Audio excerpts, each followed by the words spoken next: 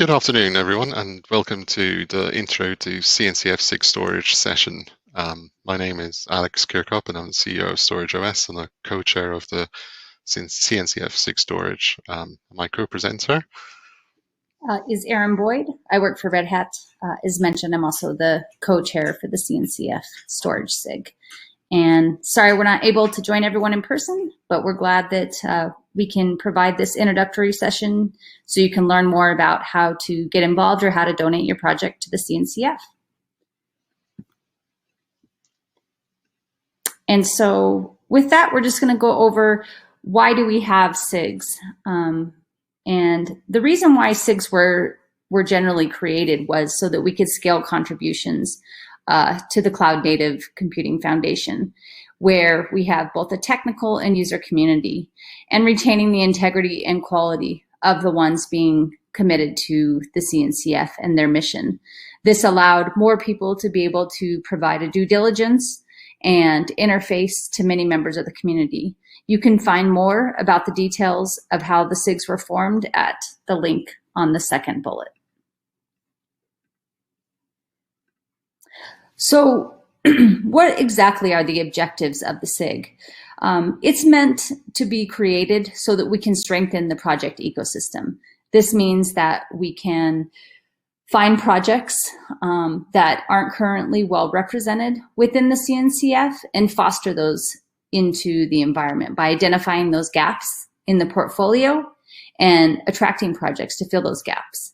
It's also meant to educate and inform users what different projects do, where the gaps are, and where we can grow the different technologies. We're meant to be unbiased, effective, and provide practical information to our user community. The SIGs also help focus our attention and resources to fostering project maturity.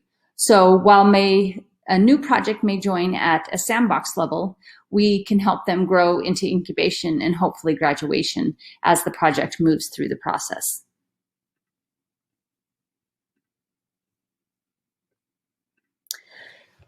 The CNCF SIG also helps us clarify the relationship between projects. Because there are many different SIGs within the CNCF, this allows us to cross-communicate between different pieces of the technology.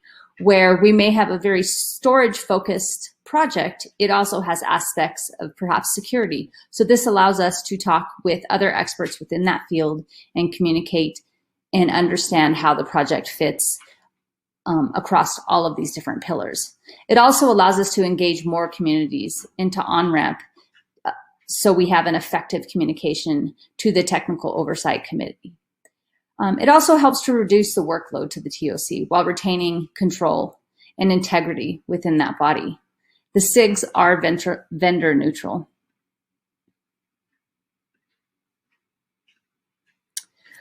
So with our responsibilities, we start off with handling the project by understanding what the project does by documenting a high-level roadmap within the space and identifying the gaps within the project landscape. Again, the project landscape can be found on the CNCF website.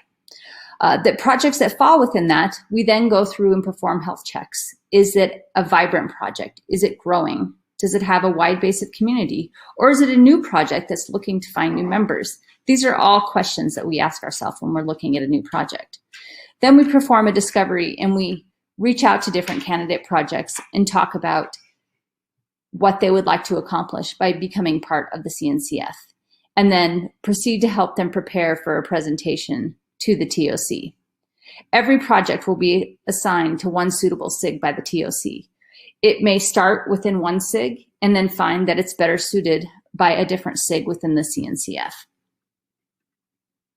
Our interaction is just meant to foster the best way for projects to find their way through this process.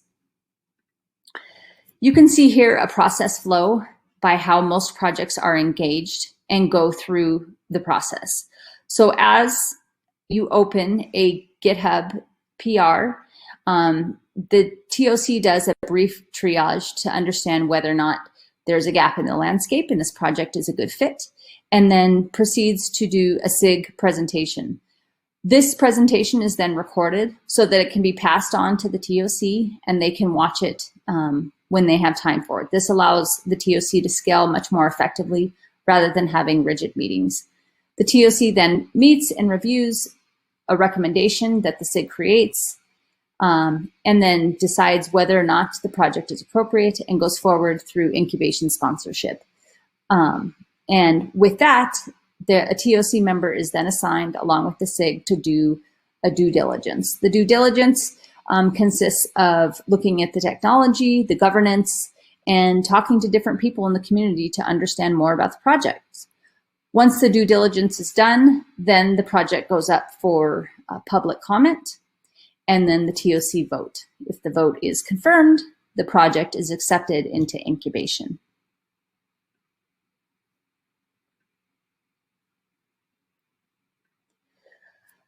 Another one of our responsibilities within the SIG is end user education. We aim to provide up-to-date, high quality, and unbiased, easy to understand material. This in that, how do we choose to use a technology within our workflow and effectively adopt these different cloud native technologies when it comes to storage? What are the best practices? Some of the things that we've created to help users facilitate doing this are white papers, presentations, videos, and other forms of training to talk about, to clarify the technologies, to compare different approaches. Again, since we're vendor neutral, we tend not to focus on one or the other, but what is the best way to go about it given your particular application or workload? We also talk about different trends, provide illustrative successes and failures, and provide as much research and fact as we can and provide that to our users in the community to kind of dispel any of maybe the marketing or speculation around these different technologies.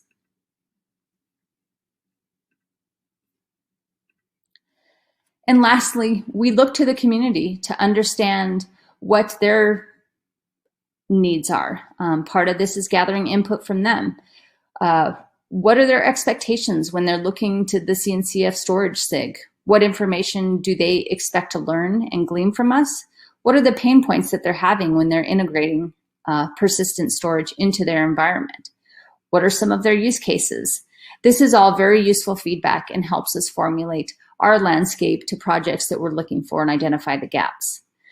We also try to compile into consumable reports or presentations to address many of these pain points or designs or best practices.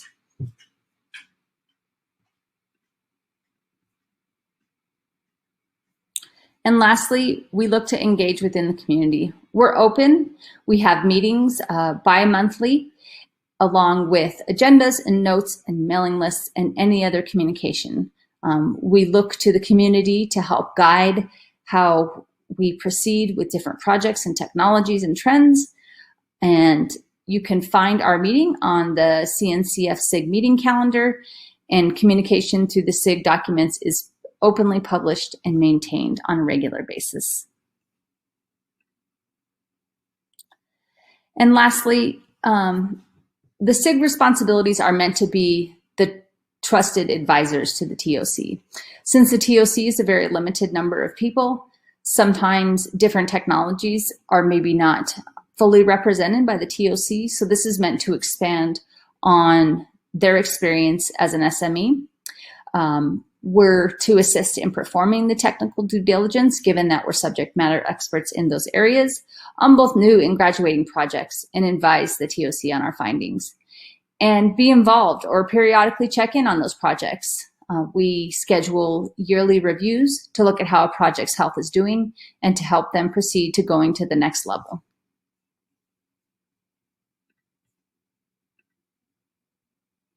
And with that, I'm going to go ahead and hand it over to Alex. Thanks, Erin. So a little bit now about some of the work that we've been doing in SIG Storage.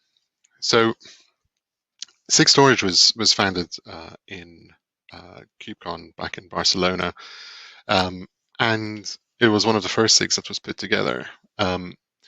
The reason why we think storage is important to consider when we're looking at the overall cloud native landscape is because contrary to popular belief, there is no such thing as a stateless architecture. All applications need to store state somewhere, and therefore, what we're looking to cover in the storage SIG are the types of applications and cloud native projects that enable applications to store state, whether it's in hardware solutions, software solutions, or services. Because at the end of the day, in much the same way that containers provide the capability to make your applications portable, and orchestrators like Kubernetes provide the ability to scale and to abstract away the infrastructure. The storage needs to fit into that mesh too. And therefore, interoperating with storage greatly increases the number of use cases and the number, and broadens the types of applications that can live in this cloud native environment. So specifically, as Erin mentioned, we're here to we're here to work together with the community, with the TOC, and different end users and projects, and work with related groups to ensure that there's a healthy set of storage projects to make up the to contribute to the CNCF. When we talk about storage, it's very important to understand the scope, because we're not only talking about storage systems that relate to, for example, a more traditional volume, even though that's the most mature set of products that are available in Kubernetes today. But we're actually talking about any way of persisting data and persisting storage. So that could include traditional systems like block stores and file systems, or object stores, for example, but also things like databases and key value stores, and other ways of caching and distributing images. The other thing that's very important is that what we've seen more than ever before is that developers are getting involved in the decision-making process for picking their storage. And clearly, not every storage solution is going to be suitable for every use case. So it's more than ever before, it's important to understand the different attributes of a storage system, like availability and scalability, performance, durability, consistency. And we've tried to cover that detail and to give end users the ability to understand their requirements and to therefore choose the appropriate storage systems for their use cases in the storage landscape whitepaper, which we recently published the version 2 of this. So this has been an ongoing project that we've been keeping up to date as things advance. The SIG itself is made up of a number of co-chairs and a number of tech leads, and the TOC liaison for the SIG is Jiang Li, who's a TOC member, and he's also a contributor to an author of the HCD project. So we've got a healthy mix of different sets of expertise. And we're always looking for additional tech leads. So if you think that you can help with the SIG and work with projects and evaluating or contributing to the documents that we're providing, please let yourself be known. We always welcome new tech leads. Some of the specific groups that we also interact with which have a strong storage influence are obviously the Kubernetes storage SIG. In fact, a number of the tech leads and co-chairs are also members of the storage Kubernetes storage SIG. Similarly, the CSI project, which is an interface that allows Kubernetes to interface in a standard way with a number of different storage providers. Again, we have a number of tech leads who are also in the CSI project. The security SIG, as Erin mentioned, is a SIG that we work with for security issues related to storage projects. Similarly, the app SIGs and the service catalog SIGs. A little bit of some of the stuff we've been working on since the last KubeCon. So we've been helping the TOC review a number of new or existing projects. The reviews aren't only for new projects. Sometimes we're reviewing projects that are going through a graduation process. So moving from, say, a sandbox to incubation, or an incubation stage to graduation. We've also created some surveys to help with prioritizing the work that we're doing, and we've been updating the documents that we've published in the past. So, for example, we've recently published the version 2 of the storage landscape white paper, which has new database sections and updated management interfaces focusing on CSI. We're working on a number of documents for community use cases, and we've also drafted a white paper focusing on performance and benchmarking within storage. There's been a wide variety of projects that have presented to the SIG. The presentations are really useful because they're helpful to understand the project. It gets better community adoption and widens the scope of the project. And obviously, if the project is going through a CNCF review, those recordings and the Q&A process that typically follows these interactive sessions provides the critical information to help with due diligence requests, as well as to provide a backdrop for the TOC to make their voting decisions. Some of the CNCF storage projects that are out there today include some very mature projects like Rook and Vitesse that are graduated or graduating now. Projects like similarly projects like TIKV, which is a key value store, is currently also in graduating votes. etcd, which is of course very well known and core to many Kubernetes projects.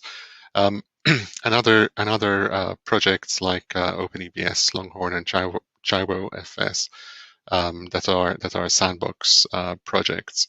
And then finally, we also worked on projects like Dragonfly, which is an image distribution project for things like container images, which recently got reviewed and got promoted to incubation stage.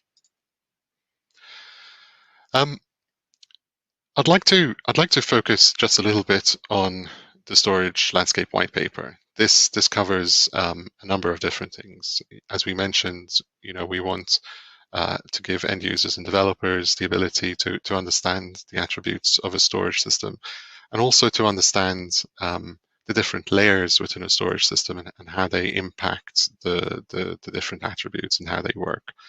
And then finally, we're also trying to focus, we also provide a lot of information to talk about how data is accessed in different storage systems, covering both traditional volumes, so for example, block stores, file systems, distributed file systems, and the like, as well as storage systems that are accessed through application level APIs like databases and object stores and key value stores, for example. And finally, we also cover a number of aspects of management interfaces and how orchestrators can dynamically provision storage in these sort of systems. The reason why it's important to understand the storage attributes is because they help to define what's needed out of the storage environment based on the attributes that are required by the application. So we've classified 5 different attributes: availability, scalability, performance, consistency, and durability.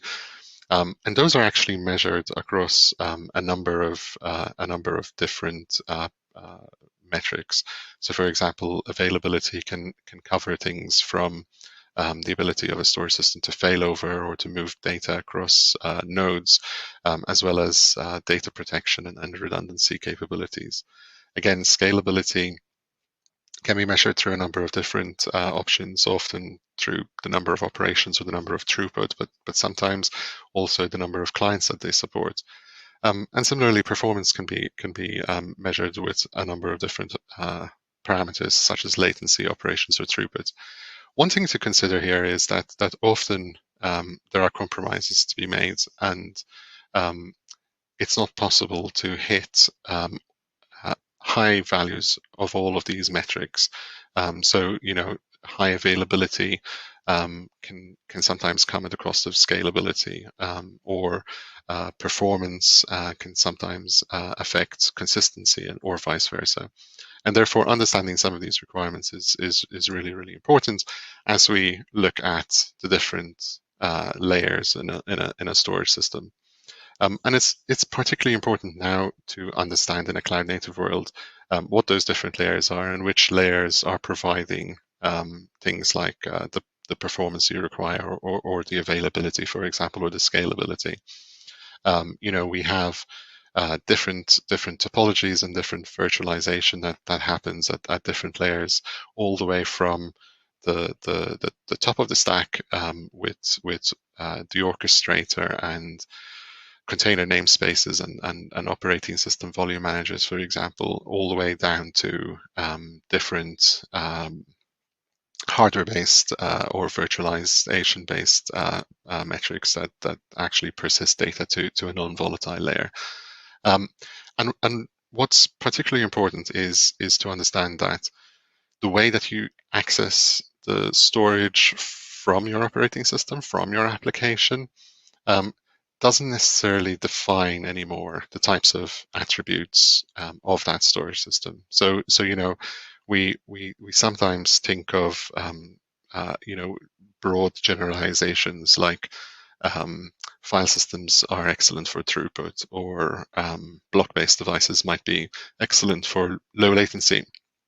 But the reality is we have to understand how those systems are being provided in terms of the overall solution, because often block devices can sit on object store backends, and file systems similarly can sit on object store backends, and therefore they share some of the attributes of those underlying backends to provide those environments. And in fact, because of all of this, all of these different layers, one of the things we're trying to work on at the moment is document a new white paper to try and define the concepts for measuring performance in things like volumes and databases. We're putting in a bit of work to define things like terminology and some of the concepts, and trying to define common pitfalls and issues that people come across on a common basis. The key thing here is to give people the tools to make their own comparisons. It's very hard. In fact, it's almost pointless to try and compare published results from different vendors or different projects without a deep understanding of how the test is run and how it applies to your application. So, long story short, always try and run your own tests. And the good news is that with systems like Kubernetes, it's possible to make self-service declarative tests fairly straightforward too. So this is a paper that we're working on now, and that we hope to publish in the next few months. As Erin mentioned, everything that the SIG does is done publicly. All of our meetings are public. We meet twice a month on the second and fourth Wednesday. The Zoom calls are open. The repo containing the work that we do and the meeting minutes are also open, and every meeting is recorded, which is particularly useful to go back and be able to watch project presentations, for example. If you want to join the SIG, the easiest thing to do is to join the mailing list and hop onto the next call. We'd be happy to welcome you. Specifically, as I mentioned before, we're always looking for tech leads to help work on project reviews and whether they're new projects or reviewing the health of existing projects. And we'll also like help in documents like the performance white paper. So again, please do join, and we'd love to have you. The SIG is made up of over 30 representatives from different vendors, and as well as a number of independent developers and community members. And that takes us to the end. So thank you for joining us on this introduction to the CNCF SIG storage, and would be happy to take your questions and do some Q&A.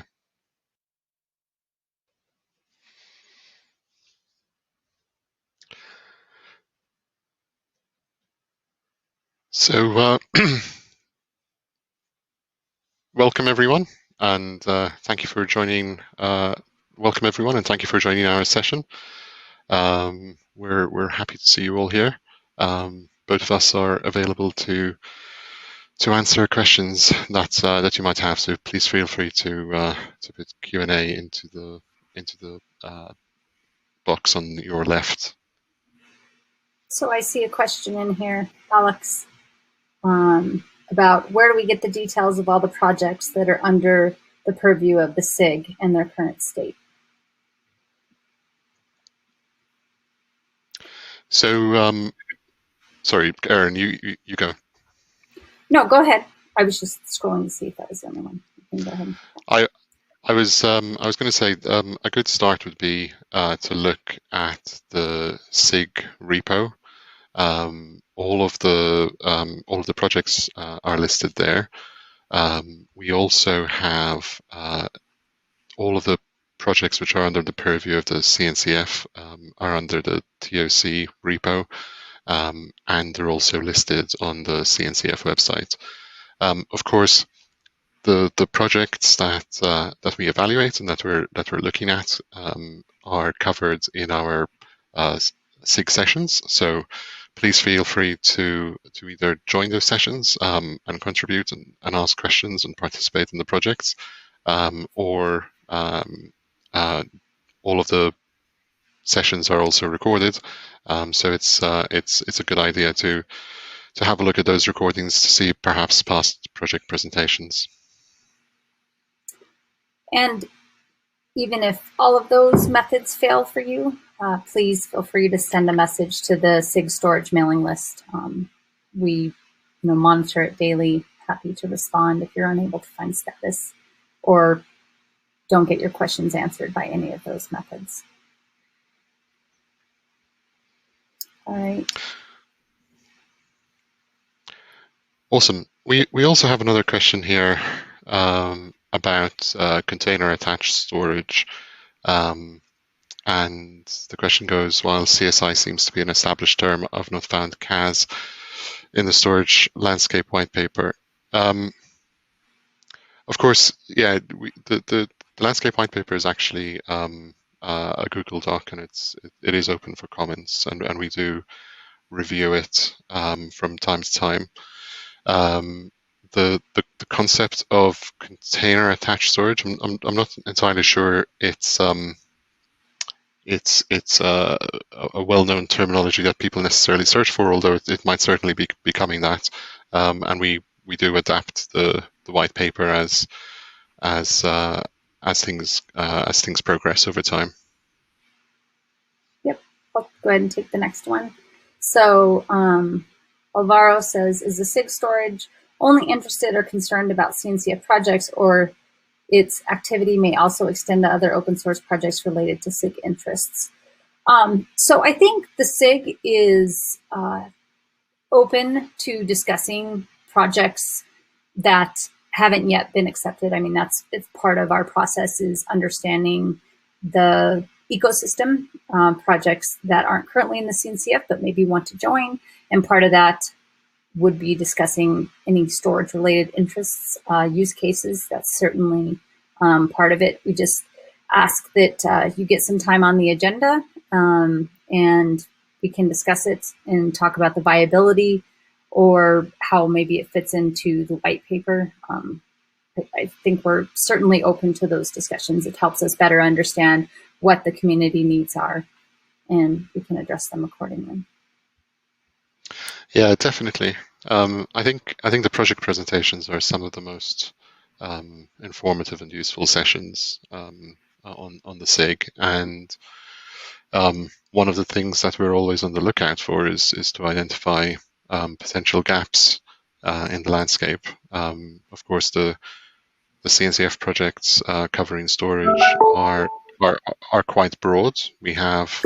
Um, we have sections covering, everything from distributed file systems to block stores and also things like key value stores. But of course, we're always looking for the next project that wants to join the community. Okay, and the next one from Owen says, I'm particularly interested in security topics in relation to persistent storage, particularly coming from a traditional non-cloud native background into the world of K8s. I think both Alex and I touched on this in that, though the SIGs are focused on one particular area, ours being storage, and there's a separate SIG for security, we certainly don't operate in a vacuum. I think there are a lot of security concerns that we look at when we talk about each project, and is discussed also within some of the use cases and white papers. So we'd love to hear some of your thoughts if you are working on a project that is looking through this or have any questions. I don't know, Alex, if you want to add anything to that piece. Yeah, I mean, when projects go through graduation specifically, that involves a security audit, so that's part of the process.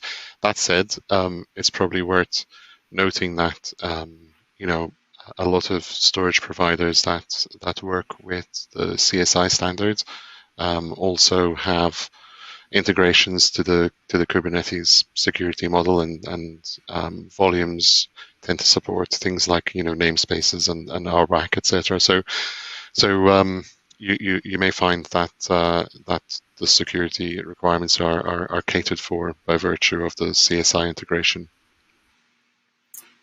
And then Goran wanted to know, can you point more about use cases and types of storage that may suit a concrete case? So Alex and I are both smiling, kind of shrugging. So we had an attempt to try to do specific use cases that we would flush out and show how we would set it up, how we would do best practices. The problem we ran into, though, is we're very dedicated to this being a vendor-neutral space. And by providing very concrete use cases with specific technologies, we felt that bias crept in, selecting one over the other. So we've decided to kind of table that specific approach and try to come up with something that will allow users to make smart decisions. And maybe that's going with the anti-patterns of what not to do and where not to use things. But we're certainly open to suggestions to what would best fit the user community. But, I guess I'd love to hear feedback of what people are looking for from the SIG as far as concrete use cases are concerned. That would be helpful. Even if it's just patterns of usage, that would be helpful for us to be able to articulate that better. Yeah, one of the one of the things that we tried to capture in the white paper at a more sort of at a broader level was we tried to give end users the information they would need to understand, I guess, the different attributes of their application and how that translated to the different storage systems.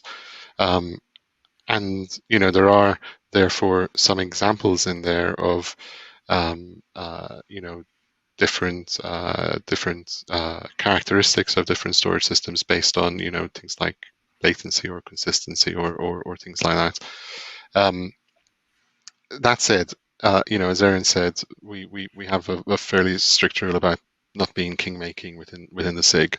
And therefore providing more detailed use cases for say a specific database or a specific storage product would be hard without inferring some sort of bias. But we are potentially looking at the option of providing some use cases for CNCF projects specifically. So perhaps projects like Prometheus or etcd as an example. Okay, the next question is around, did you work with VMFS plugin to K8s? There's some problems with the VMs when they're shut down, that the VM stayed locked until it started. Do you know about this problem? Is there a roadmap to fix it? I can't speak in particular to this particular bug, and we don't necessarily look at K8s at that level within the SIG. I don't know, Alex, if you have any experience around and can comment on that. No, I'm sorry, not an area of my expertise either. I would encourage you to. Sorry, go ahead. I was just going to say that might be a better question for the Kubernetes SIG storage, perhaps. Yep, I was going to say the exact same thing. So they typically meet bi-monthly on Thursday. You can also find, if you go to the Google Groups for Kubernetes, you'll be able to find that on that particular calendar. Or also send it to their mailing list. They might be able to provide you better status around that. And if there isn't a bug, please open an issue around this. Indeed. So on that note, we're at time. So I'll just quickly wrap this up by saying we're always super keen to have new members join the SIG. So please, if you do consider joining one of the SIG calls and maybe volunteering to help with the documents that we provide, or to volunteer to become a tech lead and help with project reviews. We're always super keen on having new members join. Yes, and thanks for attending. If you have any other questions we weren't able to answer, please see us within the Slack channel, and we'd be happy to answer your questions there. Brilliant. Thanks, everyone. Thank you.